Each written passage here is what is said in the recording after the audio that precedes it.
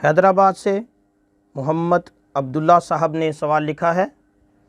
وہ لکھتے ہیں مفتی صاحب ہمارا سوال یہ ہے کہ اگر دو غیر مسلم میاں بیوی اکٹھے مسلمان ہو جائیں ان کے نکاح کا کیا حکم ہوگا؟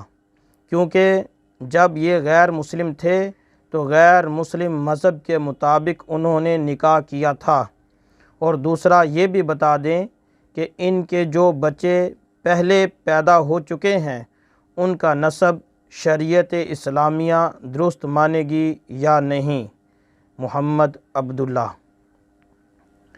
جی میرے محترم بھائی، آپ کے دو سوال ہیں۔ ایک سوال تو یہ کہ غیر مسلم ہونے کے زمانے میں جو نکاح کیا اور پھر دونوں مسلمان میاں بیوی مسلمان ہو گئے تو سابقہ نکاح کی کیا صورت ہے اور دہرانا پڑے گا یا نہیں؟